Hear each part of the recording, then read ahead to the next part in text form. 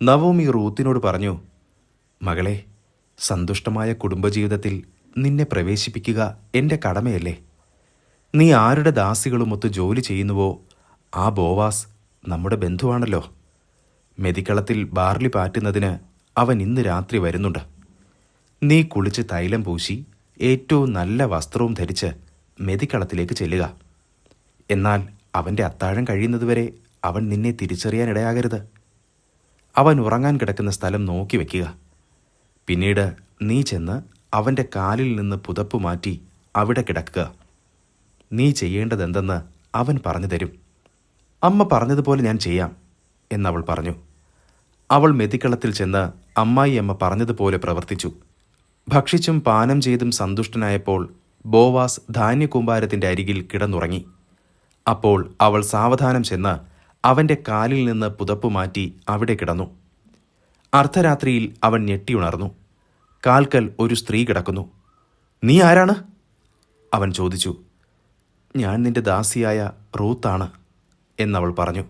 അങ്ങ് എൻ്റെ അടുത്ത ബന്ധുവാകയാൽ അങ്ങയുടെ വസ്ത്രം ഈ ദാസിയുടെ മേൽ വിരിച്ച് എന്നെ സ്വീകരിക്കുക. അവൻ മറുപടി പറഞ്ഞു, മകളെ, കർത്താവ് നിന്നെ അനുഗ്രഹിക്കട്ടെ. നീ ഇപ്പോൾ കാണിച്ചിരിക്കുന്ന ഔദാര്യം ആദ്യത്തേതിലും വലുതാണ്. യുവാക്കന്മാരെ, ധനികരോ ദരിദ്രരോ ആകട്ടെ, അവരെ തേടാതെ നീ എൻ്റെ അടുക്കൽ വന്നല്ലോ. മകളെ, ഭയപ്പെടേണ്ട. നീ ആവശ്യപ്പെടുന്നതെന്തും ഞാൻ നിനക്ക് ചെയ്തു തരാം. നീ ഒരു ഉത്തമ സ്ത്രീയാണെന്ന് നഗരത്തിലെ എൻ്റെ പരിചയക്കാർക്കെല്ലാം അറിയാം. ഞാൻ നിന്റെ അടുത്ത ബന്ധുവാണെന്നത് വാസ്തവം തന്നെ. എന്നാൽ എന്നേക്കാൾ അടുത്ത മറ്റൊരു ചാർച്ചക്കാരൻ നിനക്കുണ്ട്. ഈ രാത്രി ഇവിടെ കഴിയുക. ഏറ്റവും അടുത്ത ബന്ധുവിൻ്റെ ചുമതല അവൻ നിർവഹിക്കുമോ എന്ന് രാവിലെ അന്വേഷിക്കാം. അവനത് ചെയ്താൽ നല്ലത്. ഇല്ലെങ്കിൽ ഉറ്റ ബന്ധുവിൻ്റെ കടമ കർത്താവാണെ ഞാൻ നിർവഹിക്കും. പ്രഭാതം വരെ നീ ഇവിടെ കിടന്നുകൊള്ളുക. അവൾ അവൻ്റെ കാൽക്കൽ കിടന്നു. അതിരാവിലെ ആളറിയുന്നതിന് മുമ്പേ അവൾ എഴുന്നേറ്റു. ബോവാസ് പറഞ്ഞു, മെതിക്കളത്തിൽ ഒരു സ്ത്രീ വന്നെന്ന് ആരും അറിയരുത്. നിന്റെ മേലങ്കി വിരിച്ചു പിടിക്കുക. അവൻ 6 അളവ് ബാർലി അതിലിട്ട് അവളുടെ തലയിൽ വെച്ചു കൊടുത്തു. അവൾ നഗരത്തിലേക്ക് പോയി. വീട്ടിലെത്തിയപ്പോൾ അമ്മായിയമ്മ ചോദിച്ചു, മകളെ, എന്തുണ്ടായി? അവൻ ചെയ്തതെല്ലാം അവൾ വിവരിച്ചു പറഞ്ഞു. അമ്മായിയമ്മയുടെ അടുത്തേക്ക് വെറും കൈയോടെ പോകണ്ട എന്ന് പറഞ്ഞ് ഈ 6 അളവ് ബാർലി അവൻ എനിക്ക് തന്നു. നവോമി പറഞ്ഞു, മകളെ, കാര്യങ്ങൾ എങ്ങനെയാകുമെന്ന് കാത്തിരുന്ന് കാണാം. ബോവാസ് നഗരവാതിൽക്കൽ ചെന്നു.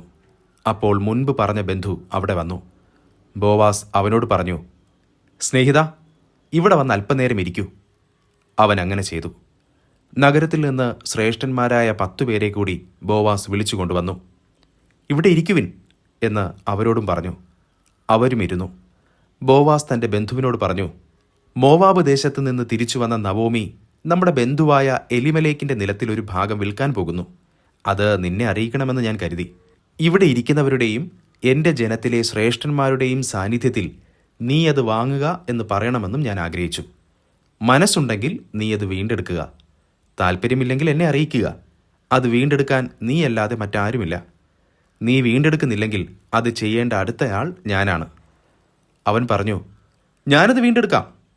അപ്പോൾ ബോവാസ് പറഞ്ഞു, നവോമിയിൽ നിന്ന് വയൽ വാങ്ങുന്ന ദിവസം തന്നെ മരിച്ചവൻ്റെ നാമം അവകാശികളിലൂടെ നിലനിർത്തുന്നതിന് വേണ്ടി അവൻ്റെ വിധവയും മൊവാബിയുമായ റൂത്തിനെയും കൂടി നീ സ്വീകരിക്കണം.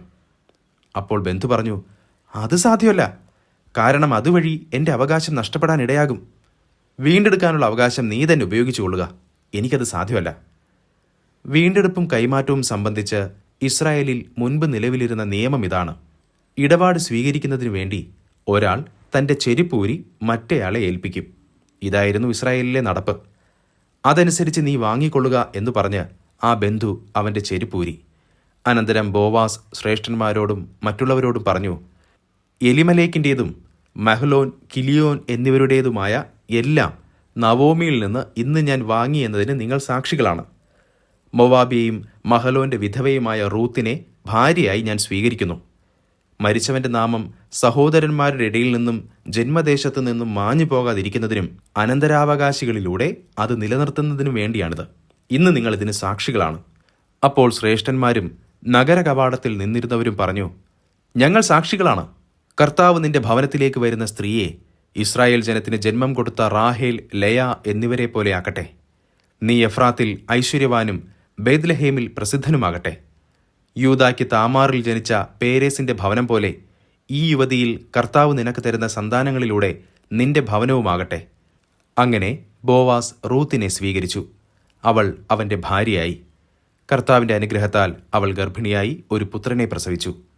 അപ്പോൾ സ്ത്രീകൾ നവോമിയോട് പറഞ്ഞു, നിനക്ക് ഒരു പിന്തുടർച്ചാവകാശിയെ നൽകിയ കർത്താവ് വാഴ്ത്തപ്പെട്ടവനാകട്ടെ. ആ അവകാശി ഇസ്രായേലിൽ പ്രസിദ്ധി ആർജിക്കട്ടെ. അവൻ നിനക്ക് നവജീവൻ പകരും. വാർദ്ധക്യത്തിൽ നിനക്ക് താങ്ങായിരിക്കും.